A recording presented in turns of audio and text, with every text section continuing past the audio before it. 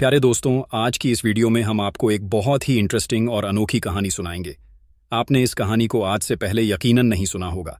यह कहानी है एक परी की कि किस तरह एक परी एक नौजवान लड़के के घर पर आकर उसके साथ रहने लगती है और फिर वह उससे लड़के के साथ जो कुछ करती है और जो भी होता है वह सब आप जानकर हैरान रह जाएंगे। तो यह बहुत ही इंटरेस्टिंग कहानी है, आप इसे आखिर तक जरूर देखिएगा। साथ ही वीडियो को लाइक और हमारे यूट्यूब चैनल शहानी नॉलेज को सब्सक्राइब कर ले। वीडियो में आखिर तक बन रहे। रोशनी से भरपूर परिस्तान की फिजाओं में हल्की हल्की सुर्ख किरणें बिखरी हुई थीं। वहां का हर मंजर दिलकश था। रंग बिरंगे फूलों से लदी हुई वादियां, उरूज पर चमकता आसमान और झीलों में झलकता चांदनी का नूर। लेकिन इन सब हुस्न के दरमियान एक और हुस्न भी था जिसे देखने वाले अपनी आंखें झपकाना भूल जाते थे। शहजादी लाइबा। लाइबा परिस्तान के बादशाह की सबसे खूबसूरत और अजीज बेटी थी। उसकी झील सी गहरी आंखें, घने मखमली बाल और नाजुक जिस्म उसे हूरों से भी ज्यादा हसीन बनाते थे। जब वो चलती तो यूं लगता जैसे फूलों से महकती हवा बह रही हो। लेकिन उसकी हसीन जिंदगी में एक साया था, एक मजबूरी जिससे भागना उसके लिए जरूरी था। परिस्तान का एक सख्त और बेरहम शहजादा हामान लाइबा से शादी करना चाहता था। वो ताकतवर था पर उसके दिल में रहम नाम की कोई चीज नहीं थी। लाइबा उसे कभी पसंद नहीं करती थी। पर जब बादशाह ने ऐलान किया कि वो अपनी बेटी की शादी हामान से करेगा तो लाइबा के पास सिर्फ एक रास्ता बचा, भाग जाना। रात के सन्नाटे में जब पूरी परिस्तान नींद की आगोश में थी, लाइबा ने अपने चमकीले परों को समेटा और एक लंबी उड़ान भरी। वो उड़ती रही यहां तक कि उसे अपनी दुनिया बहुत पीछे छूटती महसूस हुई। उसकी मंजिल क्या थी उसे खुद भी नहीं पता था। बस वो इस कैद से आजादी चाहती थी। लेकिन किस्मत उसे कहां ले जा रही थी? शब के सन्नाटे में लाइबा हवाओं में तैरती रही। उसका दिल तेजी से धड़क रहा था। डर, बेचैनी और अजनबी दुनिया का खौफ सब उसके दिल में हलचल मचा रहे थे। वो इतनी दूर आ गई थी कि अब परिस्तान की रोशनी भी नजर नहीं आ रही थी। वो एक घने जंगल के ऊपर पहुंची जहां दूर दूर तक अंधेरा था। अचानक उसकी परवाज लड़खड़ा गई। उसकी तवज्जो अपने पीछे से आती एक तेज आवाज की तरफ गई। उसने पीछे मुड़कर देखा। हामान के सिपाही। उन्होंने उसका पीछा कर लिया था। लाइबा का दिल दहशत से कांप उठा। वो तेजी से नीचे की जानिब आई और अपनी परों को समेटकर एक झाड़ी के पीछे छुप गई। सिपाही उसे न देख सके और आगे बढ़ गए। लेकिन इस तेज उड़ान और खौफ के मारे उसकी सांसें बेतरतीब हो गई थीं। उसकी ताकत जवाब दे रही थी। आखिरकार वो होश खो बैठी और बेहोश होकर जमीन पर गिर पड़ी। सुबह की पहली किरण जब जंगल की शाखों से छनकर जमीन पर पड़ी तो एक नौजवान लकड़ियां काटने के लिए जंगल आया। वो लंबा कद, सुतवां जिस्म और गहरी आंखों वाला एक सादा लेकिन दिलकश नौजवान था। असफंद नेक दिल था, गरीब था, लेकिन उसका दिल बहुत बड़ा था। जब उसने झाड़ियों के बीच एक नाजुक जिस्म को बेहोश पड़ा देखा तो चौंक गया। या अल्लाह, ये कौन है? उसने जल्दी से आगे बढ़कर लाइबा को संभाला। लाइबा का चेहरा चांद की तरह चमक रहा था। उसकी सांसें मध्यम थीं, लेकिन उसके हुस्न ने असफंद को कुछ लम्हों के लिए साकित कर दिया। बिस्मिल्लाह, ये कोई हूर है या इंसान? उसने खुद से सवाल किया। फिर उसने अपनी चादर उतारकर लाइबा के बदन को ढका और उसे अपने घर ले आया। असफंद ने लाइबा को अपने छोटे से घर में लाकर चारपाई पर लिटा दिया। उसका घर बहुत सादा लेकिन साफ सुथरा था।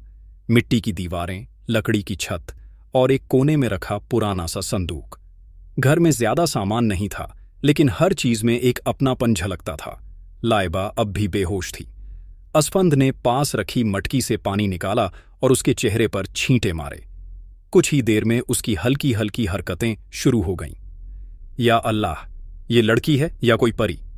असफंद ने सोचा।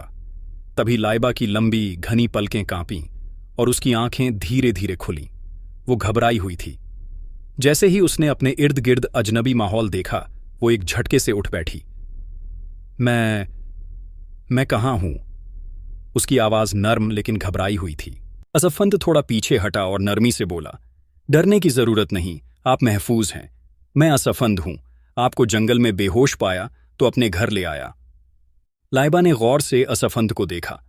सादा मगर पुरकशिश चेहरा, सच्चाई से चमकती आंखें और एक मासूम सी मुस्कान। क्या तुम्हारा घर इंसानों की दुनिया में है?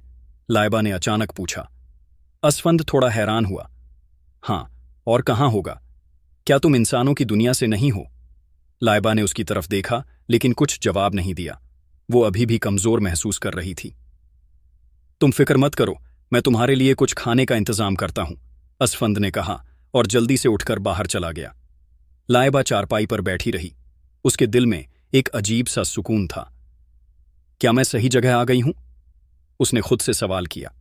असफंद जल्दी से बाहर गया और अपने छोटे से चूल्हे पर दूध गर्म करने लगा।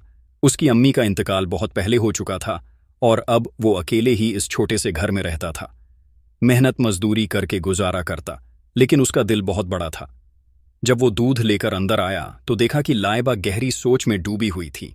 उसकी आंखों में अजीब सा खौफ था, जैसे वो किसी मुसीबत से भागी हो। ये लो, गरम दूध पी लो, तुम्हारी तबीयत कुछ बेहतर हो जाएगी, असफंद ने नरमी से कहा। लाइबा ने हल्का सा मुस्कुराकर प्याला ले लिया। जब उसने दूध का पहला घूंट लिया तो उसके चेहरे पर एक राहत भरी मुस्कान आ गई। शुक्रिया, असफंद। तुम कौन हो? असफंद ने हिम्मत करके पूछ ही लिया। मैंने आज तक तुम्हारे जैसा हसीन किसी को नहीं देखा। तुम कोई अमीर घराने की लगती हो, लेकिन इतनी रात जंगल में तुम वहां कैसे पहुंची? लाइबा ने गहरी सांस ली। उसे समझ नहीं आ रहा था कि वो अपने बारे में बताए या नहीं, लेकिन असफंद की सच्चाई और नेकदिली उसकी आंखों में साफ झलक रही थी। मैं परिस्तान से आई हूं, लाइबा ने धीरे से कहा। असफंद हक्का बक्का रह गया। परिस्तान? हाँ, मैं परिस्तान की शहजादी लाइबा हूं।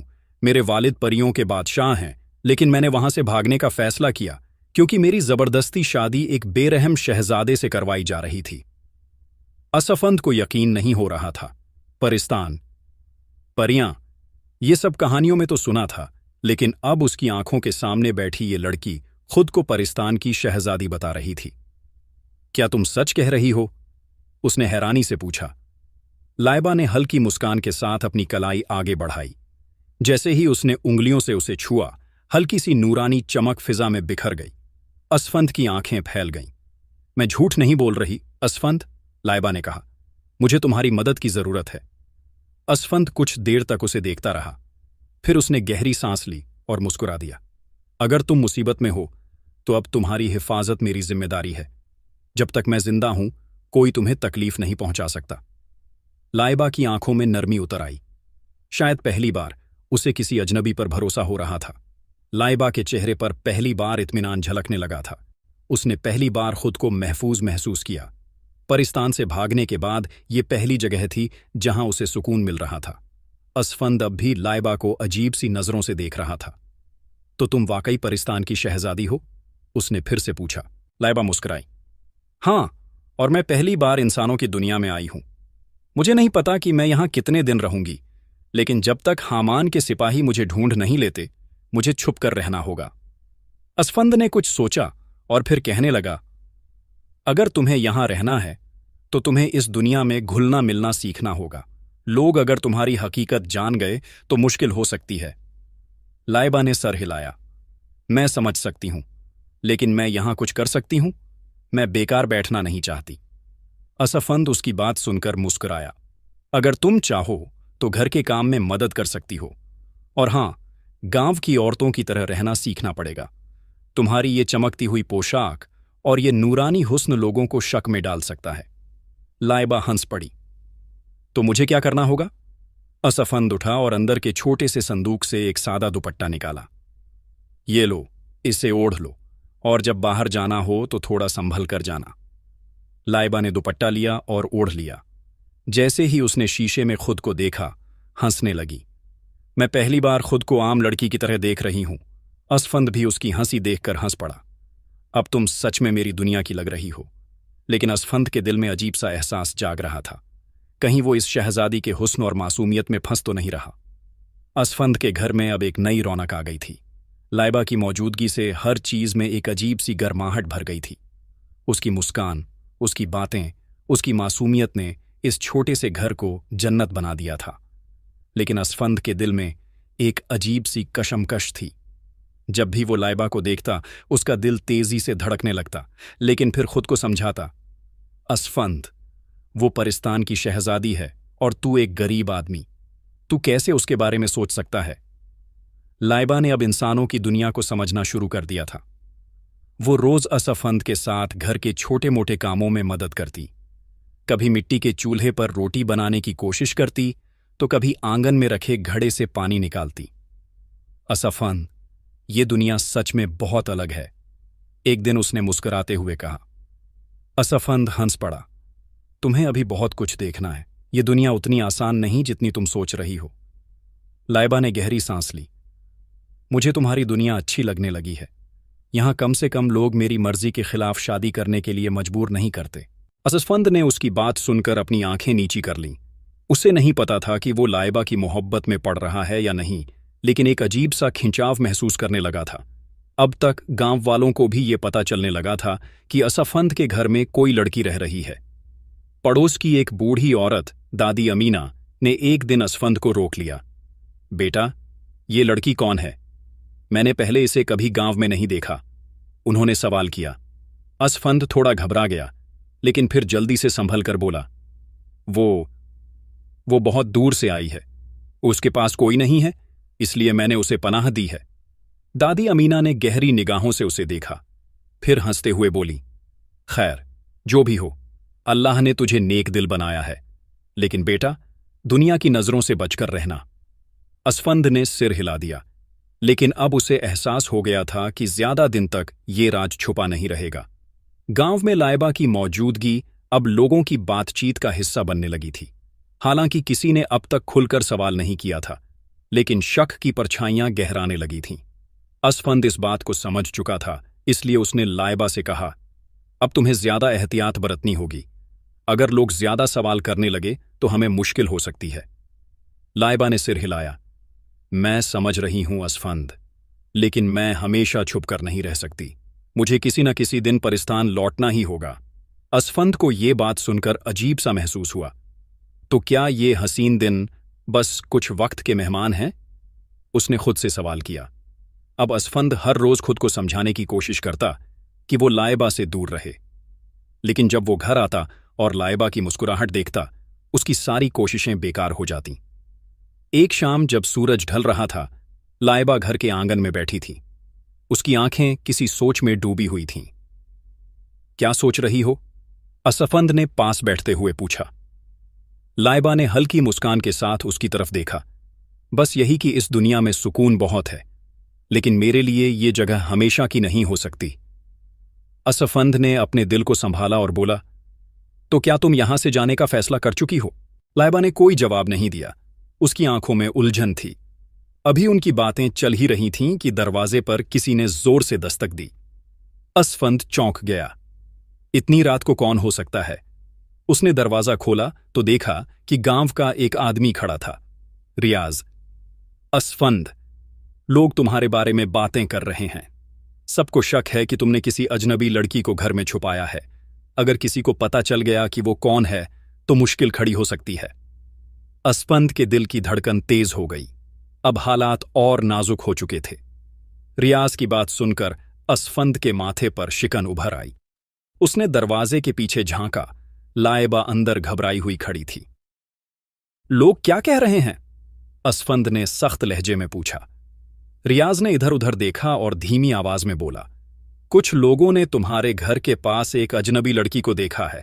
गांव में अफवाह फैल रही है कि या तो वो किसी ऊंचे घराने की भागी हुई लड़की है या फिर क्या? असफंद ने तीखी नजरों से घूरा। या फिर कोई जिन्न या परी, रियाज ने धीमी आवाज में कहा। असफंद ने एक गहरी सांस ली। मामला अब हाथ से निकलने वाला था। उसे कुछ करना था और जल्दी करना था। असफंद ने दरवाजा बंद किया और अंदर आया। लाइबा की आंखों में फिक्र थी। असफंद, अब क्या होगा? असफंद ने उसे तसल्ली दी। जब तक मैं जिंदा हूं, कोई तुम्हें नुकसान नहीं पहुंचा सकता, लेकिन अब तुम्हें बहुत एहतियात से रहना होगा। लाइबा ने धीरे से सिर हिलाया। अगर मुझे जाना पड़ा तो तुम? असफंद ने उसकी आंखों में देखा। वो खुद को रोक नहीं सका और कह बैठा, मैं नहीं चाहता कि तुम जाओ। लाइबा ठहर गई। उसकी आंखों में कुछ ऐसा जज्बा था जिसे उसने पहले कभी महसूस नहीं किया था। अगले दिन जब असफंद गांव की दुकान से कुछ लेने गया तो कुछ औरतें फुसफुसा रही थीं। जैसे ही उन्होंने असफंद को देखा, एक बुजुर्ग ने सीधा सवाल कर दिया। असफंद, लोग कह रहे हैं कि तुम्हारे घर में कोई लड़की रह रही है, क्या ये सच है? असफंद ने खुद को संभाला और जवाब दिया, वो मेरी दूर की रिश्तेदार है। मुसीबत में थी तो मैंने उसे पनाह दी है। बुजुर्ग ने उसे घूरा लेकिन फिर सिर हिला दिया। खैर, लेकिन याद रखना बेटा, अगर ये कोई गलत बात हुई तो गांव के लोग इसे बर्दाश्त नहीं करेंगे। असफंद जानता था कि मामला और बिगड़ सकता है, लेकिन अब उसके दिल में बस एक ही सवाल था, क्या वो लाइबा को हमेशा के लिए खो देगा? परिस्थान में इस वक्त हलचल मची हुई थी। बादशाह के महल में शाही वजीर, सिपाही और दरबारी जमा थे। हर तरफ सिर्फ एक ही सवाल गूंज रहा था, शहजादी लाइबा कहाँ गई? परियों का बादशाह अपनी राजगद्दी पर बैठा गुस्से से कांप रहा था। अगर मेरी बेटी जल्द नहीं मिली तो इस परिस्थान में किसी की भी खैर नहीं, उसने दहाड़ते हुए ऐलान किया। लेकिन सबसे ज्यादा गुस्से में हामान था। उसकी आंखों में आग भरी हुई थी।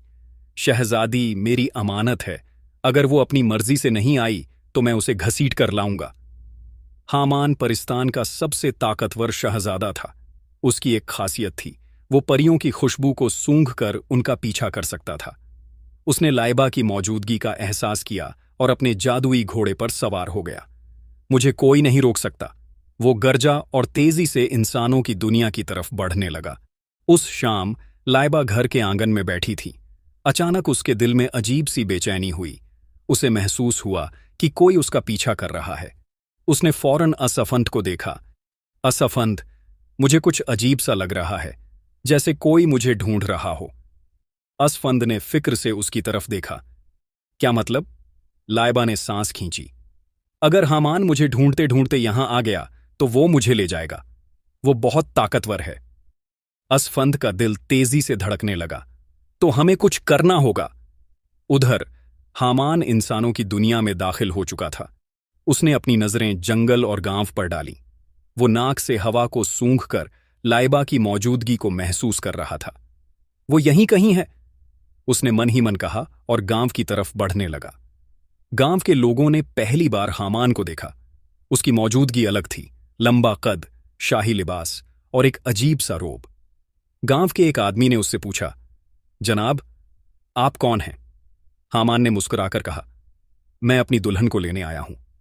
गांव वालों को कुछ समझ नहीं आया, लेकिन उन्हें एहसास हो गया कि कोई बड़ी बात होने वाली है। हामान के कदम जैसे ही गांव की सरहद में दाखिल हुए, अजीब सी सनसनी फैल गई। उसकी आंखों में वो चमक थी जिससे लोग खुद ब खुद उसके सामने झुकने को मजबूर हो जाएं। लेकिन गांव के लोग इस अजनबी की मौजूदगी से घबरा गए थे। दुकानों के पास बैठे बूढ़े आपस में कानाफूसी करने लगे। बच्चे अपने घरों में भाग गए और औरतों ने अपने दरवाजे हल्के से बंद कर दिए।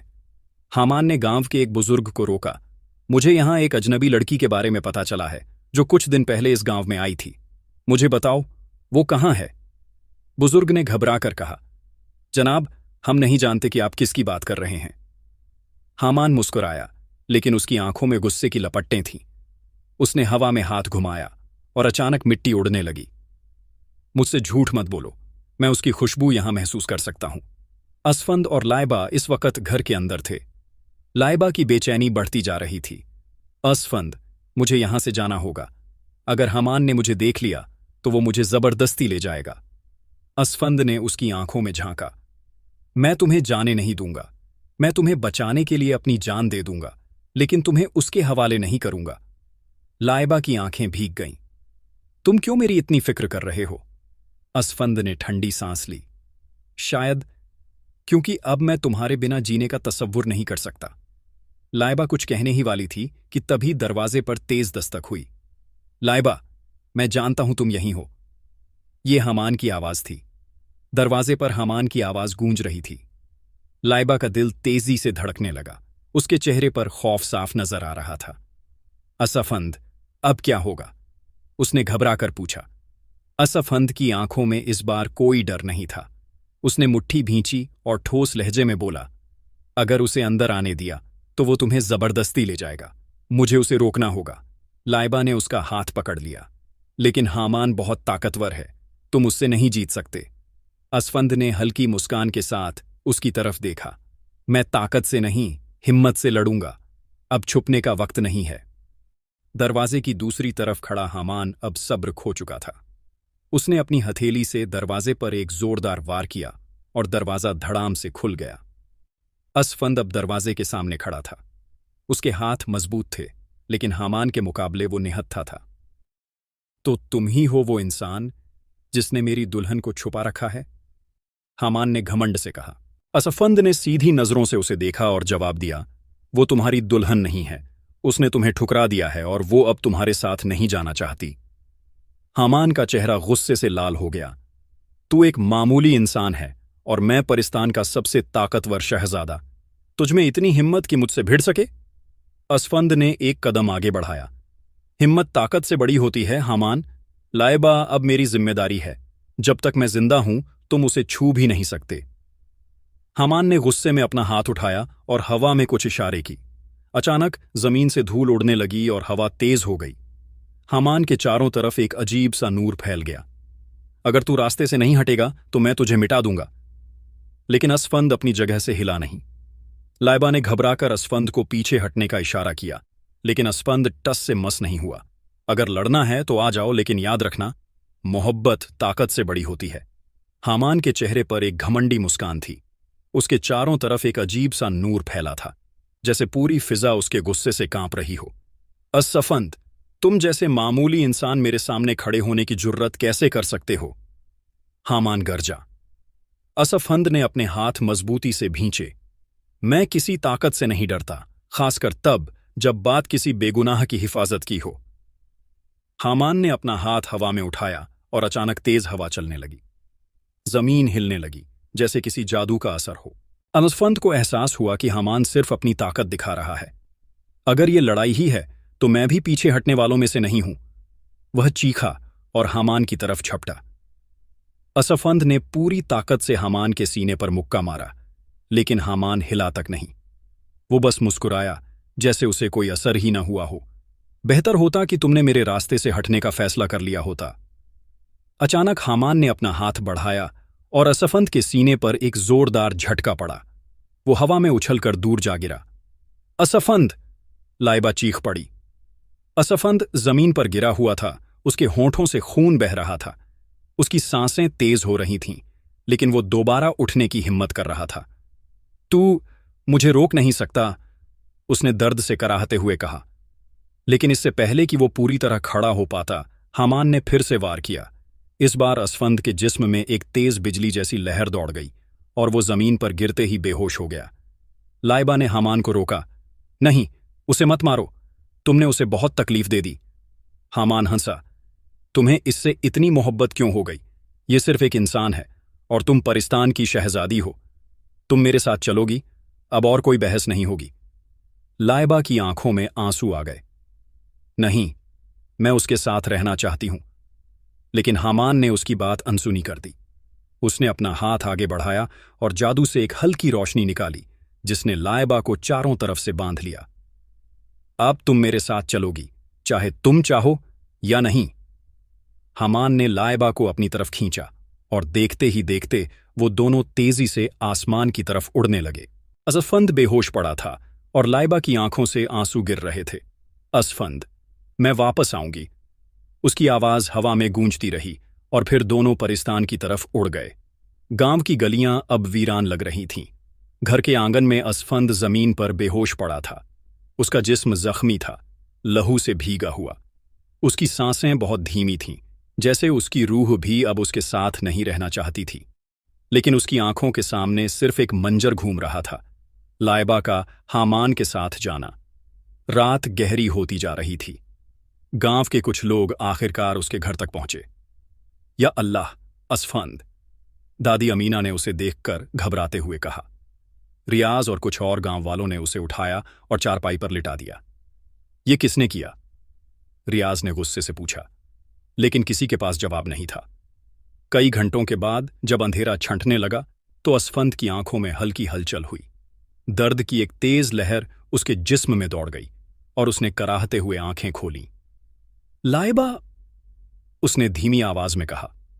रियाज उसके पास झुका। असफंद, तुझे किसने इस हालत में पहुंचाया?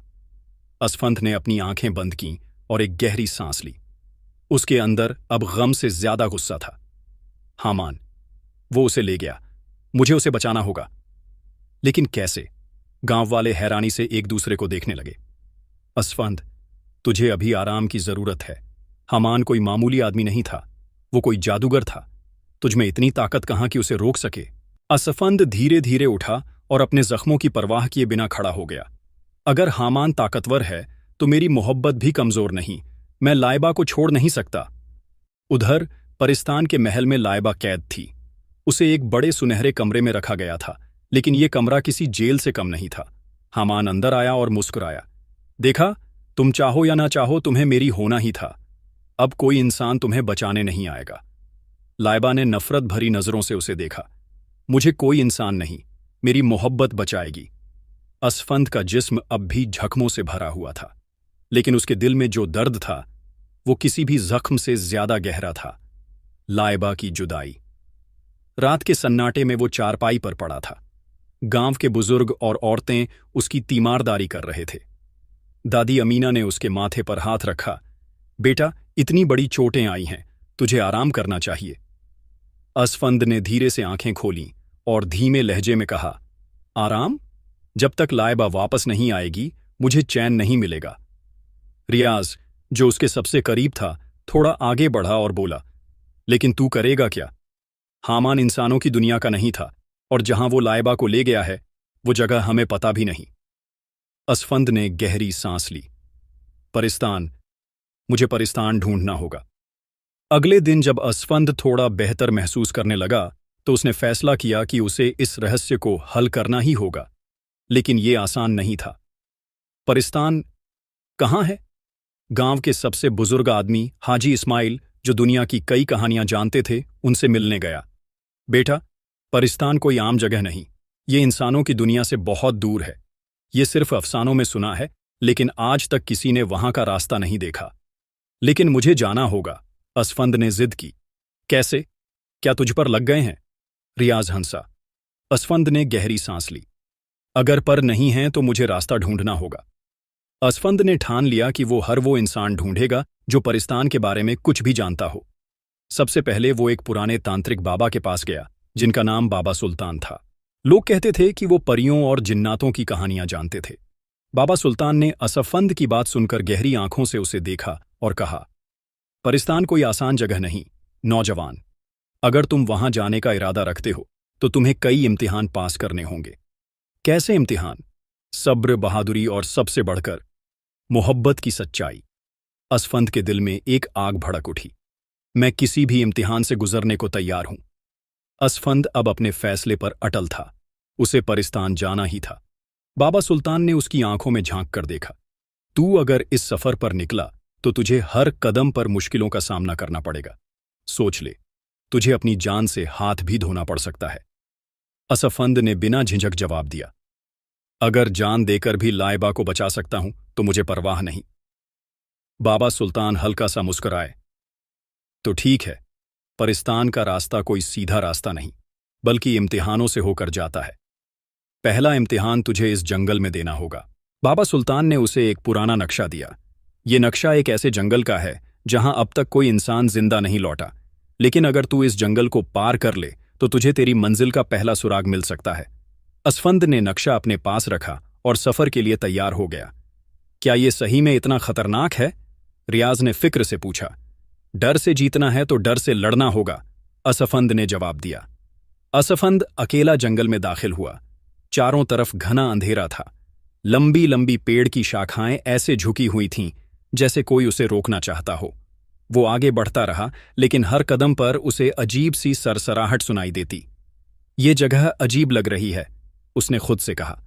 अचानक एक तेज हवा चली और सामने की झाड़ियों से एक बड़ा सा भेड़िया निकला। असफंद के कदम ठिठक गए। भेड़िए की आंखें चमक रही थीं, जैसे किसी रहस्यमयी ताकत से भरी हुई हों। भेड़िया धीरे धीरे असफंद की तरफ बढ़ने लगा, लेकिन असफंद पीछे नहीं हटा। अगर ये मेरा इम्तिहान है तो मैं इससे भी लड़ूंगा। उसने अपनी कमर से छोटी सी कुल्हाड़ी निकाली और भेड़िए का सामना करने के लिए तैयार हो गया। भेड़िए की लाल चमकती आंखें असफंद को घूर रही थीं। वो धीरे धीरे अपनी जगह से आगे बढ़ रहा था, जैसे किसी मौके की तलाश में हो। असफंद ने अपनी पकड़ कुल्हाड़ी पर और मजबूत कर ली। अगर मुझे परिस्तान जाना है तो इस पहले इम्तिहान से गुजरना ही होगा। उसने खुद को हिम्मत दी। भेड़िया अब ज्यादा देर इंतजार करने के मूड में नहीं था। उसने एक जोरदार दहाड़ मारी और तेजी से असफंद की तरफ झपटा। असफंद ने तेजी से झुककर खुद को बचाया और कुल्हाड़ी से एक वार किया, लेकिन भेड़िया बहुत फुर्तीला था। उसने छलांग लगाई और असफंद के हाथ से कुल्हाड़ी गिरा दी। अब असफंद निहत्था था। भेड़िए ने दोबारा हमला किया और इस बार असफंद को बाजू पर गहरा जख्म दे दिया। उसका जिस्म दर्द से कांप उठा, लेकिन उसने हार नहीं मानी। असफंद ने जल्दी से आसपास देखा। उसके कदमों के पास एक लंबी लकड़ी पड़ी थी। जैसे ही भेड़िया फिर से हमला करने के लिए झपटा, असफंद ने बिजली की तेजी से लकड़ी उठाई और उसे भेड़िए के मुंह में दे मारा। भेड़िया दर्द से कराहते हुए पीछे हटा। उसने दोबारा हमला करने की कोशिश की, लेकिन असफंद ने एक और जोरदार वार किया, जिससे भेड़िया लड़खड़ा गया। फिर अचानक भेड़िया एक अजीब सी चीख मारते हुए हवा में घुलने लगा और कुछ ही सेकंड में गायब हो गया। असफंद हांफता हुआ खड़ा रहा। तो ये कोई आम भेड़िया नहीं था, ये किसी जादू का हिस्सा था। जैसे ही भेड़िया गायब हुआ, एक चमकदार पत्थर जमीन पर गिरा। असफंद ने उसे उठाया तो उसमें से एक धीमी आवाज आई, तूने पहला इम्तिहान पास कर लिया, लेकिन सफर अभी बाकी है। असफंद ने पत्थर को मुट्ठी में बंद कर लिया और आगे बढ़ गया। अब उसे परिस्तान का अगला सुराग ढूंढना था। असफंद ने अपनी सांसें संभालते हुए चमकते हुए पत्थर को देखा। उसकी नर्म रोशनी किसी रहस्य का इशारा कर रही थी। तो ये मेरा पहला सुराग है? उसने खुद से सवाल किया। वो धीरे धीरे जंगल के और अंदर बढ़ने लगा। हर तरफ अजीब सी खामोशी थी, जैसे कोई उसकी हर हरकत पर नजर रख रहा हो। कुछ दूर चलने के बाद उसे एक पुराना दरवाजा दिखा। ये एक बड़ी पत्थर की चट्टान में बना था, जिस पर अजीबो-गरीब नक्श और लकीरें बनी हुई थीं। असफंद दरवाजे के करीब गया और उस पर हाथ रखा। अचानक पत्थर के अंदरूनी हिस्से में हल्की सी कंपन हुई और दरवाजे के ऊपर कुछ लिखा हुआ चमकने लगा।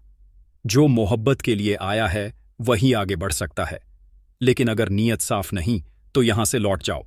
असफंद ने मुस्कुराकर कहा, अगर इम्तिहान मोहब्बत का है तो मैं हर मुश्किल सहने को तैयार हूं।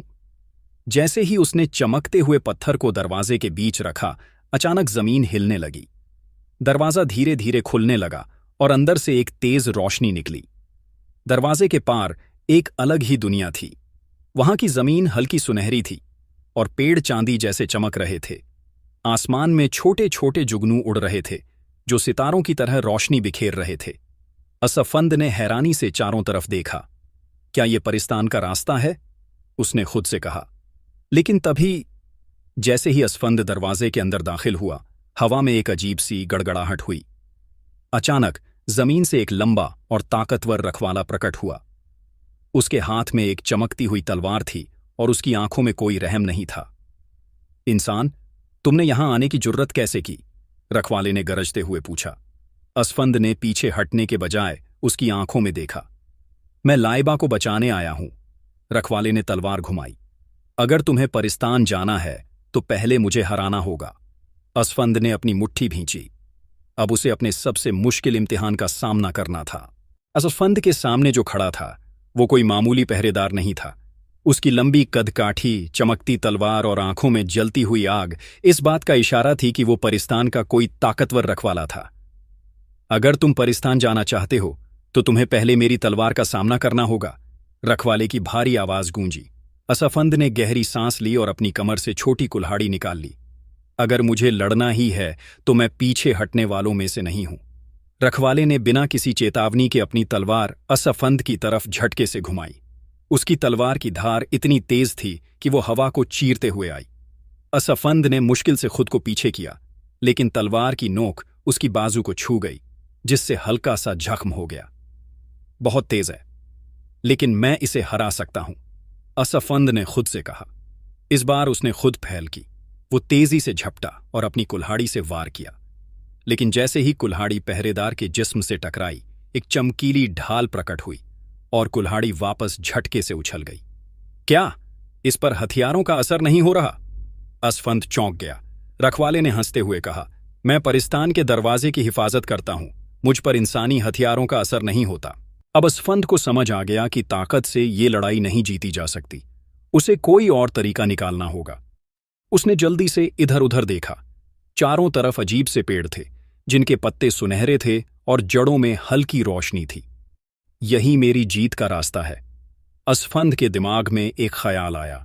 जब पहरेदार ने फिर से हमला किया, असफंद ने तेजी से एक बड़े पेड़ के पीछे छलांग लगाई। रखवाले ने गुस्से में तलवार चलाई, लेकिन उसकी तलवार जैसे ही पेड़ से टकराई, एक तेज चिंगारी निकली और वो कुछ देर के लिए लड़खड़ा गया। यही मौका है। असफंद ने फौरन पेड़ की एक मजबूत टहनी तोड़ी, जो अंदर से हल्की सुनहरी थी। जैसे ही पहरेदार ने दोबारा हमला करने की कोशिश की, असफंद ने वो टहनी उठाकर उसके सीने पर जोर से मारी। अचानक पहरेदार की आंखें चौड़ी हो गईं। उसकी तलवार जमीन पर गिर गई और उसके जिस्म से सुनहरी रोशनी निकलने लगी। तूने सही चीज इस्तेमाल की। परिस्तान के जंगल का कोई भी हिस्सा इस दुनिया के पहरेदार को मात दे सकता है। धीरे धीरे पहरेदार की ताकत कम होने लगी और कुछ ही पलों में वो पूरी तरह गायब हो गया। जैसे ही पहरेदार हारा, दरवाजे पर खुद ब खुद नूरानी रोशनी फैलने लगी। असफंद ने गहरी सांस ली और खुद से कहा, अब मैं परिस्तान में दाखिल होने वाला हूं। लाइबा, मैं आ रहा हूं। जैसे ही उसने दरवाजे की तरफ कदम बढ़ाया, उसे एक अजीब सी मीठी खुशबू महसूस हुई। अब उसके सामने परिस्तान था, एक जादुई, रहस्यमयी और हसीन दुनिया, जहां परियों की हुकूमत थी और जहां लाइबा कैद थी। असफंद ने सामने खड़े रहस्यमयी रखवाले को घूरा। उसकी आंखें सुर्ख और रोशन थीं, जैसे वो अंधेरे में भी सब कुछ देख सकता था। उसके हाथ में एक लंबी नुकीली तलवार थी जो चमक रही थी। इंसान, परिस्तान में कदम रखने की हिम्मत कैसे हुई? रखवाले की भारी आवाज गूंजी। असफंद ने मुट्ठियां भींच लीं। मैं अपनी मोहब्बत को वापस लेने आया हूं, मुझे कोई नहीं रोक सकता। रखवाले ने हंसकर कहा, तुम इंसानों को लगता है कि सिर्फ जज्बात के दम पर हर जंग जीती जा सकती है, लेकिन परिस्तान तक पहुंचना आसान नहीं। यहां तुम्हारी ताकत नहीं, तुम्हारी अक्ल और हिम्मत का इम्तिहान होगा। रखवाले ने एक झटके में अपनी तलवार घुमाई और असफंद को मुश्किल से पीछे हटना पड़ा। तलवार की धार इतनी तेज थी कि वो हवा को चीरते हुए आई और जमीन पर गिरते ही पत्थर टूट गए। असफंद को एहसास हो गया कि ये कोई मामूली लड़ाई नहीं थी। उसने अपनी कुल्हाड़ी उठाई और पूरी ताकत से वार किया, लेकिन जैसे ही हथियार रखवाले के जिस्म से टकराया, एक रोशनी की ढाल प्रकट हो गई और कुल्हाड़ी जमीन पर गिर पड़ी। ये क्या था? असफंद चौंका। रखवाले ने कहा, परिस्तान के दरवाजों के रखवालों पर इंसानी हथियार असर नहीं करते। अब असफंद के पास कोई हथियार नहीं था, लेकिन वो हार मानने वालों में से नहीं था। असफंद ने जल्दी से इधर उधर देखा। उसने गौर किया कि चारों तरफ अजीबोगरीब पेड़ थे, जिनकी टहनियों पर हल्की सुनहरी रोशनी थी। उसकी नज़र उन पेड़ों की जड़ों पर गई, जहां से हल्की चमकदार रोशनी उठ रही थी। अगर इंसानी हथियार बेअसर हैं, तो शायद परिस्तान की अपनी चीजें इस पहरेदार पर असर कर सकें। जब रखवाले ने अगला वार किया, असफंद फुर्ती से एक तरफ कूदा और एक सुनहरी टहनी को तोड़ लिया। रखवाले ने फिर हमला किया, लेकिन इस बार असफंद ने वो सुनहरी टहनी उसके सीने पर पूरी ताकत से मारी। जैसे ही टहनी पहरेदार के जिस्म से टकराई, उसकी आंखों में हैरत उभर आई। नहीं, ये कैसे मुमकिन है? तभी उसका जिस्म कांपने लगा। उसकी तलवार नीचे गिर गई और उसके बदन से हल्की सुनहरी रोशनी निकलने लगी।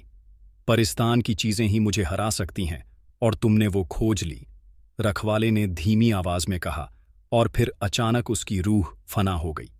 जैसे ही रखवाला मिटा, दरवाजे पर अजीब सी रोशनी फैल गई। पहले वो हल्की थी, फिर धीरे धीरे इतनी तेज हो गई कि असफंद को अपनी आंखें बंद करनी पड़ी। जब उसने दोबारा आंखें खोलीं, तो दरवाज़ा खुद ब खुद खुल चुका था। अब उसके सामने थी परिस्तान की जादुई और रहस्यमयी दुनिया। परिस्तान के जादुई दरवाजे को पार करने के बाद असफंद तेजी से आगे बढ़ा। उसके दिल की धड़कन तेज हो रही थी। वो लाइबा के इतने करीब था, बस कुछ ही कदम दूर। परिस्तान की सरजमीन हकीकत में उतनी ही हसीन थी जितनी कहानियों में सुनी थी। सुनहरी जमीन, नीला आसमान जिसमें सितारे दिन में भी चमक रहे थे, और जादुई फूल जिनकी महक दिल तक उतर रही थी। लेकिन असफंद को इन सब का होश नहीं था। उसे सिर्फ लाइबा चाहिए थी।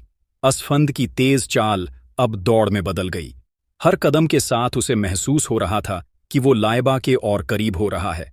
रास्ते में कुछ परियां उसे रोकने की कोशिश कर रही थीं, लेकिन वो बड़ी चालाकी और बहादुरी से उनसे बचता हुआ आखिरकार शाही महल के दरवाजे तक पहुंच गया। लाइबा यहीं होगी, उसने खुद से कहा। और अपने अंदर की पूरी ताकत जुटाकर महल के भारी दरवाजे को धक्का दिया। दरवाजा खुलते ही एक सुनहरी रोशनी अंदर से फैली। महल की दीवारें चमक रही थीं और चारों तरफ रेशमी पर्दे लहरा रहे थे। और फिर असफंद की नजर सामने पड़ी। महल के बीचों बीच एक ऊंचे मखमली तख्त पर लाइबा बैठी थी। उसने बेहद खूबसूरत शाही लिबास पहना हुआ था, नीले और चांदी के रेशमी कपड़े, माथे पर चमकता हुआ नगीना और उसके लंबे बाल खुले हुए। लेकिन उसकी आंखें बुझी हुई थीं, जैसे उसके दिल से कोई उम्मीद छिन गई हो। लाइबा! असफंद की आवाज गूंज उठी। लाइबा के पूरे जिस्म में झंझनाहट सी दौड़ गई। उसने धीरे से अपना सर उठाया और जब उसकी नजर असफंद पर पड़ी तो उसकी आंखों में हैरत, मोहब्बत और दर्द सब कुछ एक साथ झलकने लगा। असफंद! उसकी आवाज कांप गई। असफंद तेजी से उसकी तरफ बढ़ा, लेकिन जैसे ही वो कुछ कदम आगे बढ़ा, हामान की आवाज गूंजी, रुक जाओ इंसान! अचानक हामान महल के ऊपरी हिस्से से नीचे उतरा। उसकी आंखों में गुस्सा था और उसका लहजा हुक्म देने वाला था। तुमने परिस्तान की हदें पार की, मेरी सेना से लड़े और अब मेरी दुल्हन को मुझसे छीनने आए हो? असफंद ने गुस्से से उसे घूरा। लाइबा तुम्हारी दुल्हन नहीं है, उसे जबरदस्ती यहां लाया गया है। लाइबा की आंखों में आंसू छलक आए। वो उठी, लेकिन उसके कदम लड़खड़ा रहे थे। असफंद, तुम्हें नहीं आना चाहिए था। हामान बहुत ताकतवर है, उसने दर्द से कहा। मोहब्बत ताकत से ज्यादा बड़ी होती है लाइबा, असफंद ने उसकी तरफ बढ़ते हुए कहा।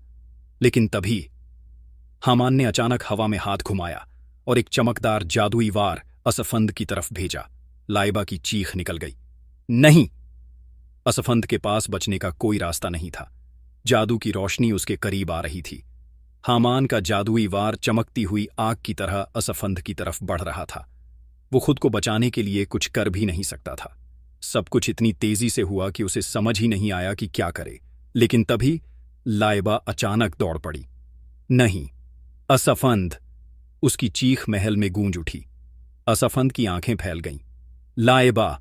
नहीं! लेकिन इससे पहले कि वो कुछ कर पाता, लाइबा उसके सामने आ गई और अपना हाथ फैलाकर वो वार खुद पर ले लिया। जादू की चमकदार लपटें लाइबा से टकराईं और उसकी सफेद नाजुक चमड़ी पर जलती हुई रोशनी फैल गई। आह! लाइबा दर्द से चीख पड़ी। उसकी सांसें रुकने लगीं और वो कांपते हुए जमीन पर गिर गई। हामान की आंखों में हैरत भर गई। नहीं, ये कैसे हो सकता है? असफंद ने घबराकर लाइबा को थाम लिया। लाइबा, तुमने ये क्यों किया? उसकी आवाज टूट रही थी। लाइबा की आंखें आधी बंद थीं, लेकिन उसमें फिर भी वही मोहब्बत झलक रही थी जो उसने हमेशा असफंद के लिए महसूस की थी। क्योंकि मैं तुम्हें खोना नहीं चाहती थी। उसकी आवाज धीमी हो रही थी। असफंद के दिल में एक अजीब सा दर्द उठा। तुम्हें कुछ नहीं होगा, मैं तुम्हें बचा लूंगा। लेकिन लाइबा की सांसें अब हल्की होने लगी थीं। हामान ने अपनी मुट्ठियां भींच लीं। मैंने ये नहीं चाहा था, ये वार तुम्हारे लिए नहीं था लाइबा। लेकिन अब बहुत देर हो चुकी थी। असफंद के हाथों में लाइबा बेसुध पड़ी थी। उसकी सांसें हल्की हो चुकी थीं और उसका बदन ठंडा हो रहा था। परिस्तान के महल में हर तरफ खौफ और खामोशी थी। परियां घबराई हुई थीं, बादशाह की आंखों में फिक्र थी और हामान अब भी स्तब्ध खड़ा था। कोई कुछ करो! असफंद चीख पड़ा। मैं लाइबा को खो नहीं सकता। तभी दरबार के पिछले हिस्से से परिस्तान का सबसे बुजुर्ग हकीम आगे बढ़ा।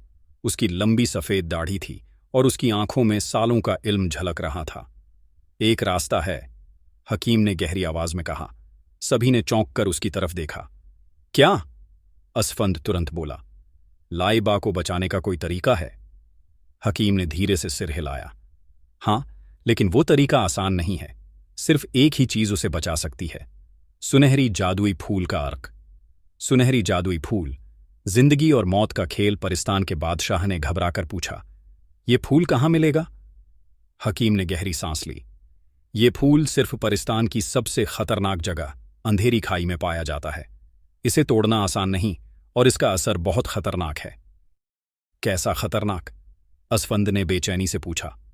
हकीम ने उसे गौर से देखा और धीमी आवाज में कहा, इस फूल का अर्क अगर परियों पर पड़े तो वो ठीक हो जाती हैं, लेकिन अगर ये किसी इंसान के जिस्म को छू जाए तो वो तुरंत खत्म हो जाता है। महल में सन्नाटा छा गया। असफंद को लगा जैसे उसके पैरों तले जमीन खिसक गई हो। महल के अंदर खामोशी छाई हुई थी। हकीम की बात सुनकर सभी सकते में आ गए थे। अगर यह फूल किसी इंसान को छू गया तो वह खत्म हो जाएगा। असफंद ने लाइबा की तरफ देखा, जो उसकी बाहों में बेहोश पड़ी थी। उसकी सांसें बहुत हल्की हो गई थीं, जैसे किसी भी पल थम सकती थीं। मुझे वो फूल चाहिए, असफंद ने अचानक हिम्मत से कहा। हामान ने तुरंत उसकी तरफ देखा। तू पागल हो गया है, वो फूल इंसानों के लिए जहर है। परिस्तान के बादशाह ने भी कहा, असफंद, अगर वो फूल तुझे छू भी गया तो तू हमेशा के लिए मिट जाएगा। लेकिन असफंद की आंखों में अब सिर्फ एक ही चीज थी, लाइबा की जिंदगी। हकीम ने गहरी सांस लेते हुए कहा, अगर तूने ये फैसला कर ही लिया है तो सुन, अंधेरी खाई परिस्तान की सबसे खतरनाक जगह है। वहां जाना मतलब मौत को बुलाना। असफंद ने कहा, मौत अगर लाइबा को बचाने के लिए आए तो मैं उसे भी गले लगा लूंगा। हामान अब तक गुस्से में था, लेकिन असफंद की मोहब्बत देखकर कुछ पल के लिए वह भी चुप हो गया। फिर उसने कहा, मैं भी तेरे साथ चलूंगा। महल में हर कोई हैरान रह गया। तू? असफंद ने गुस्से से पूछा। हामान ने सिर झुका लिया। हां, मैंने अपनी नफरत में लाइबा को इतना तकलीफ दी कि वो अब मौत के करीब है। अब मुझे अपनी गलती सुधारनी होगी। परिस्तान का माहौल बोझिल हो चुका था। हर कोई अंधेरी खाई के खौफ से वाकिफ था। वहां जाना ऐसा था जैसे खुद अपने लिए मौत बुलाना। लेकिन असफंद और हामान के पास अब कोई और रास्ता नहीं था।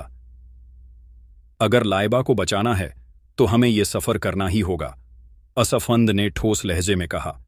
परिस्तान के बादशाह ने गंभीर आवाज में कहा, अगर तुम दोनों ने ये रास्ता चुना है तो याद रखना, वहां से जिंदा लौटना आसान नहीं होगा।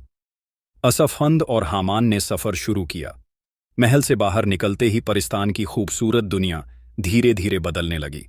हरे भरे जंगलों की जगह सूखी काली जमीन और बंजर पहाड़ों ने ले ली। आसमान गहरा नीला था, लेकिन वहां सूरज नहीं चमकता था। बस एक अजीब सी धुंधली रोशनी हर तरफ फैली थी। कुछ दूर चलने के बाद उन्होंने गहरी खाई देखी। ये कोई मामूली खाई नहीं थी। इसके चारों तरफ हवा में तैरते काले साए थे, जिनकी आंखें सुर्ख अंगारों जैसी चमक रही थीं। नीचे का अंधेरा इतना घना था कि उसमें कुछ भी नजर नहीं आ रहा था। तो ये है अंधेरी खाई। हामान ने गहरी सांस ली। असफंद ने उसे देखा। अब डर लग रहा है? हामान ने तीखी नजरों से असफंद को देखा। डर? मैं यहां लाइबा को बचाने आया हूं, न कि खुद को बचाने। जैसे ही असफंद और हामान ने आगे बढ़ने की कोशिश की, अचानक चार काले साए उनके सामने आ गए। तुम इंसानों की दुनिया के नहीं लगते, एक साए की गूंजती हुई आवाज आई। ये हमारे इलाके में क्या कर रहे हैं? दूसरा साया गुर्राया। अचानक एक साया असफंद के करीब आया और जैसे ही उसने उसे छूने की कोशिश की, असफंद को लगा जैसे उसकी रूह खींची जा रही हो। आह! असफंद दर्द से चीख पड़ा। हामान ने तुरंत अपनी जादुई ताकत से एक नूरी गोला बनाया और साए की तरफ उछाल दिया। रोशनी जैसे ही साए से टकराई, वो एक तेज चीख के साथ भाप बनकर उड़ गया। अंधेरी खाई में सन्नाटा पसरा हुआ था, लेकिन हवा में एक अजीब सी भारीपन था, जैसे कोई छुप कर देख रहा हो। असफंद अब भी अपने सीने पर हाथ रखे खड़ा था। क्या था ये? उसने गहरी सांस लेते हुए पूछा। हामान ने उसकी तरफ देखा और कहा, ये कोई आम साए नहीं थे, ये अंधेरी खाई के रखवाले हैं। अगर इनका वार पड़ जाए तो ये इंसान की रूह को खींचकर अंधकार में समा देते हैं। असफंद ने खुद को संभाला और कहा, तो हमें बिना वक्त गंवाए आगे बढ़ना होगा। रास्ता जो बदलता रहता था। जैसे ही दोनों आगे बढ़े, उन्होंने गौर किया कि रास्ता हर पल बदल रहा था। जो जगह एक पल पहले साफ थी, अगले ही पल वहां गहरी खाई बन जाती। जो रास्ता आगे बढ़ने लायक लगता, वो अचानक धुंध में गायब हो जाता। ये जगह जिंदा है, हामान ने धीमी आवाज में कहा। मतलब? असफंद ने चौंक कर पूछा। मतलब ये कि अंधेरी खाई अपने अंदर किसी को भी आसानी से घुसने नहीं देती। ये जगह हमें गुमराह करने की कोशिश कर रही है। असफंद ने गहरी सांस ली। तो हमें अपनी अक्ल और हिम्मत से इसका हल निकालना होगा। अचानक एक जगह उनके सामने एक चमकती हुई पुल प्रकट हुई। देखो, शायद ये रास्ता हमें उस फूल तक ले जाए, असफंद ने कहा। लेकिन जैसे ही उसने पहला कदम रखा, उसे अपने पीछे से लाइबा की आवाज सुनाई दी, असफंद, मत जाओ। असफंद के कदम वहीं रुक गए। उसने पीछे मुड़कर देखा और उसकी आंखें फटी रह गईं। वहां लाइबा खड़ी थी। उसकी आंखों में डर था और वो रो रही थी। असफंद, ये जाल है, ये रास्ता असली नहीं है। हामान भी हक्का बक्का रह गया। ये नामुमकिन है, लाइबा तो महल में बेहोश है। असफंद का दिमाग तेजी से दौड़ने लगा। अगर ये सच में लाइबा होती तो ये मुझे आगे जाने से क्यों रोकती, उसने सोचा। असफंद ने धीरे धीरे अपनी कुल्हाड़ी उठाई और उस लाइबा की तरफ उछाल दी। जैसे ही कुल्हाड़ी उसकी तरफ बढ़ी, वो लाइबा एक तेज चीख के साथ काले धुएं में बदल गई और गायब हो गई। हामान ने राहत की सांस ली। तो ये भी अंधेरी खाई का छलावा था। असफंद ने गहरी सांस ली। हमें यहां सिर्फ अपनी आंखों पर भरोसा नहीं करना होगा, हमें अपने दिल और दिमाग का इस्तेमाल भी करना होगा। अंधेरी खाई के छलावों से बचने के बाद असफंद और हामान ने आगे बढ़ना जारी रखा। हर कदम के साथ माहौल और भी रहस्यमयी और भारी होता जा रहा था। हवा में अजीब सी सनसनाहट थी, जैसे कोई अदृश्य ताकत उनके हर कदम पर नजर रख रही हो। अब ज्यादा दूर नहीं हो सकता, असफंद ने धीमे लहजे में कहा। तभी हामान ने दूर की ओर इशारा किया। वो देखो। कुछ ही दूरी पर एक चमकदार सुनहरी पौधा उगा हुआ था। उसकी पत्तियां हल्की रोशनी बिखेर रही थीं और उसके बीचों बीच एक अकेला सुनहरी फूल खिला हुआ था। यही वो फूल है। हामान की आंखों में उम्मीद झलकने लगी। असफंद ने राहत की सांस ली, लेकिन तभी जैसे ही उन्होंने फूल की तरफ कदम बढ़ाया, जमीन कांपने लगी। अचानक उनके सामने एक विशालकाय धुएं से बना साया प्रकट हुआ। उसकी आंखें अंगारों जैसी जल रही थीं और उसकी भारी आवाज गूंजी, जो इस फूल तक पहुंचना चाहता है उसे अपनी कुर्बानी साबित करनी होगी। असफंद और हामान दोनों ठहर गए। कुर्बानी? असफंद ने फुसफुसाते हुए कहा। साया गुर्राया, तुम दोनों में से किसी एक को अपनी सबसे बड़ी चीज छोड़नी होगी, वरना ये फूल तुम्हारे हाथ नहीं आएगा। सुनहरी फूल के रखवाले की गूंजती आवाज अंधेरी खाई में गूंज रही थी। तुम दोनों में से किसी एक को अपनी सबसे बड़ी चीज कुर्बान करनी होगी, वरना ये फूल तुम्हारे हाथ नहीं आएगा। असफंद और हामान एक दूसरे की तरफ देखने लगे। हवा में सनसनाहट थी, जैसे ये जगह भी उनके फैसले का इंतजार कर रही हो। मैं अपनी जान देने को तैयार हूं, असफंद ने बिना सोचे कहा। हामान ने उसे घूरा। तू इतना बेवकूफ क्यों है? अगर तू मर गया तो लाइबा को बचाएगा कौन? असफंद ने ठंडी सांस ली। मेरी जान से ज्यादा बड़ी चीज मेरे लिए कुछ नहीं। अगर लाइबा को बचाने के लिए मुझे मरना पड़े तो मैं खुशी से ये कुर्बानी दूंगा। हामान चुपचाप खड़ा रहा। फिर उसने एक लंबी सांस ली और बोला, मेरी सबसे बड़ी चीज है मेरा गुरूर, मेरा घमंड। असफंद ने हैरानी से उसकी तरफ देखा। मैंने अपनी ताकत, अपनी हुकूमत और अपनी जिद के चलते लाइबा को जबरदस्ती हासिल करना चाहा, लेकिन अब मुझे समझ आया कि मोहब्बत जबरदस्ती नहीं होती। हामान ने एक कदम आगे बढ़ाया और फूल के रखवाले से कहा, मैं अपनी ताकत कुर्बान करता हूं। परिस्तान का सबसे ताकतवर शहजादा अब अपनी ताकत को छोड़ने के लिए तैयार है। रखवाले की लाल आंखें धीरे धीरे ठंडी पड़ने लगीं। तूने अपनी सबसे बड़ी चीज कुर्बान कर दी, तेरा इम्तिहान पूरा हुआ। जैसे ही ये शब्द हवा में गूंजे, सुनहरी फूल अचानक हिलने लगा और उसकी चमक और भी बढ़ गई। अब वो फूल असफंद के हाथों में था, लाइबा की जिंदगी की आखिरी उम्मीद। सुनहरी फूल अब असफंद के हाथों में था। उसकी चमकती पंखुड़ियां हल्की हल्की कांप रही थीं, जैसे उसमें खुद कोई जिंदगी हो। अब हमें फौरन परिस्तान लौटना होगा, असफंद ने कहा।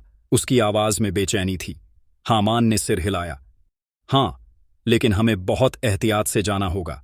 अगर यह फूल गलती से तुझ पर गिर गया तो तू मिट जाएगा।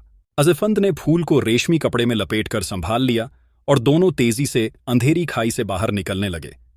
लेकिन जैसे ही वे वापस लौटने लगे, खाई में एक आखिरी इम्तिहान उनका इंतजार कर रहा था। तुम लोग इतनी आसानी से नहीं जा सकते। अचानक जमीन हिलने लगी और वहीं काले साए फिर से उभर आए। हमने तुम्हें पहले ही चेतावनी दी थी, एक साए ने गहरी आवाज में कहा। असफंद ने गुस्से से जवाब दिया, अब हमें रोकने का कोई फायदा नहीं, हमारा इम्तिहान पूरा हो चुका है। लेकिन साए पीछे हटने को तैयार नहीं थे। तुम यह फूल लेकर नहीं जा सकते। हामान ने ठंडी सांस ली और फिर अपनी आंखें बंद कर लीं। अगर यह मेरा आखिरी जादू होगा तो इसे सही जगह इस्तेमाल करना चाहिए। उसने अपने हाथ ऊपर उठाए और एक तेज सफेद रोशनी अंधेरी खाई में फैल गई। साए दर्दनाक चीखों के साथ हवा में घुलने लगे और कुछ ही पलों में सब कुछ शांत हो गया। हामान अचानक लड़खड़ाया और जमीन पर बैठ गया। अब मेरे अंदर कोई ताकत नहीं बची, उसने थकी हुई आवाज में कहा। असफंद ने उसकी तरफ देखा, लेकिन कुछ कहे बिना उसने हामान के कंधे पर हाथ रखा। तूने आज अपने आप को सही साबित कर दिया। कुछ घंटों के मुश्किल सफर के बाद आखिरकार असफंद और हामान परिस्तान की हदों में दाखिल हो गए। महल के बाहर परियां, दरबारी और बादशाह बेचैनी से इंतजार कर रहे थे। जैसे ही असफंद ने महल में कदम रखा, उसने तेजी से कहा, हकीम को बुलाओ, हमारे पास सुनहरी फूल है। परिस्तान के महल में बेचैनी फैली हुई थी। हर किसी की नजरें दरवाजे की तरफ थीं, जहां से असफंद और हामान थके मांदे लेकिन कामयाबी के साथ लौटे थे। हकीम को बुलाओ, हमारे पास सुनहरी फूल है, असफंद की आवाज गूंज उठी। परिस्तान का सबसे बुजुर्ग हकीम तेजी से आगे आया। उसकी आंखों में चिंता झलक रही थी। शहजादी का वक्त बहुत कम है, हमें फौरन इलाज शुरू करना होगा। लाइबा अब भी महल के खास कक्ष में सफेद बिस्तर पर बेहोश पड़ी थी। उसकी सांसें हल्की थीं, जैसे जिंदगी उसके जिस्म से धीरे धीरे निकल रही हो। असफंद उसके पास बैठा और धीरे से उसके ठंडे हाथों को थामा। तुम्हें कुछ नहीं होगा लाइबा, मैं तुम्हें बचा लूंगा। हामान भी पीछे खड़ा था। उसके चेहरे पर पछतावे के निशान थे। हकीम ने कांपते हाथों से फूल को लिया और उसका अर्क निकालना शुरू किया। याद रखना, अगर ये अर्क किसी इंसान पर गिरा तो वो मिट जाएगा, हकीम ने चेतावनी दी। असफंद बिना पलक झपकाए देख रहा था। हकीम ने अर्क को लाइबा के होठों से लगाया और धीरे धीरे उसके जिस्म पर छिड़कना शुरू किया। परिस्तान के महल में हर कोई सांस रोके खड़ा था। हकीम के कांपते हाथों ने सुनहरी फूल का अर्क धीरे धीरे लाइबा के होठों से लगाया। उसकी पलकों में जरा भी हरकत नहीं थी। असफंद की आंखें बेताबी से लाइबा के चेहरे पर टिकी थीं। या अल्लाह, इसे ठीक कर दे, उसने दबी आवाज में कहा। हामान, जो अब तक खुद को संभाले हुए था, पहली बार घबराया नजर आया। अर्क का असर शुरू हुआ। जैसे ही अर्क लाइबा के जिस्म में समाया, उसके चारों तरफ हल्की सुनहरी रोशनी फैलने लगी। पहले उसके माथे पर हल्की चमक आई, फिर उसके जिस्म में एक झंझनाहट दौड़ गई। लाइबा! असफंद ने धीरे से पुकारा। तभी लाइबा की उंगलियां हल्की सी हिलीं। महल में मौजूद हर किसी की सांसें रुक गईं। असफंद ने खुद को लाइबा के और करीब कर लिया। उसकी आंखों से आंसू छलकने वाले थे। लाइबा की लंबी पलकों में हल्की हरकत हुई, फिर धीरे धीरे उसकी आंखें खुलने लगीं। असफंद का दिल एक पल के लिए रुक गया। लाइबा की गहरी हसीन आंखें अब खुल चुकी थीं। उसकी धुंधली नजरों के सामने सबसे पहला चेहरा कौन था? असफंद। उसकी आंखों में मोहब्बत, ताज्जुब और तकलीफ सब कुछ झलक रहा था। असफंद। लाइबा की आवाज हल्की थी, लेकिन इतनी प्यारी कि असफंद के लिए पूरी दुनिया से ज्यादा कीमती थी। असफंद की आंखों से आंसू छलक गए। लाइबा, तुम ठीक हो? हामान ने राहत की सांस ली। परिस्तान में खुशी की लहर दौड़ गई। शहजादी बच गई थी। लाइबा की आंखें अब पूरी तरह खुल चुकी थीं। उसकी सांसें पहले से गहरी और मजबूत थीं। जिस जिस्म में ठंडक थी, अब उसमें गर्माहट लौट रही थी। असफंद अब भी उसकी तरफ देख रहा था, जैसे उसे यकीन न आ रहा हो कि जिसकी जिंदगी के लिए उसने जान की बाजी लगाई थी, वो अब उसकी आंखों के सामने मुस्कुरा रही थी। लाइबा ने हल्की मुस्कान के साथ कहा, असफंद, तुम सच में आ गए थे। असफंद की आंखों में आंसू छलक आए। अगर तुम्हें बचाने के लिए आसमान से भी कूदना पड़ता तो मैं वो भी कर जाता। लाइबा ने अपना कांपता हुआ हाथ असफंद के हाथ पर रखा। तुमने मेरे लिए इतना कुछ किया, मुझे समझ ही नहीं आ रहा कि कैसे शुक्रिया अदा करूं। असफंद ने मुस्कुराकर कहा, अगर तुम वाकई शुक्रिया अदा करना चाहती हो तो मुझसे वादा करो कि अब कभी मुझसे दूर नहीं जाओगी। लाइबा की आंखें मोहब्बत से भर गईं। मैं कसम खाती हूं असफंद, अब तुम्हें कभी अकेला नहीं छोड़ूंगी। हामान अब तक दूर खड़ा सब देख रहा था।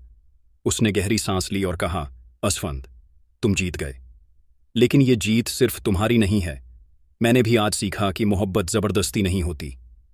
लाइबा ने हामान को देखा और हल्की आवाज में कहा, शुक्रिया हामान, कि तुमने खुद को बदलने का फैसला किया। हामान हल्की मुस्कान के साथ बोला, अब मुझे मेरी नई राह खुद बनानी होगी।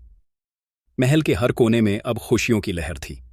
परियां जश्न मना रही थीं, बादशाह और मलिका की आंखों में सुकून था और पूरे परिस्तान में रोशनी फैली थी। शहजादी लाइबा और असफंद अब हमेशा के लिए एक साथ थे। परिस्तान के आसमान में रंगीन परियां उड़ रही थीं। महल को सुनहरी रोशनी से सजाया गया था। खुशियों का एक नया दौर शुरू हो चुका था। लाइबा पूरी तरह ठीक हो चुकी थी और अब उसकी जिंदगी की नई शुरुआत होने वाली थी। लाइबा अब महल की बाग में खड़ी थी, जहां हामान उससे मिलने आया। हामान ने एक हल्की मुस्कान के साथ कहा, तो अब तुम हमेशा के लिए असफंद के साथ जा रही हो? लाइबा ने सिर हिलाया। हां, लेकिन इसका यह मतलब नहीं कि तुम हमारे लिए अजनबी बन जाओगे, हामान। हामान हल्का सा हंसा।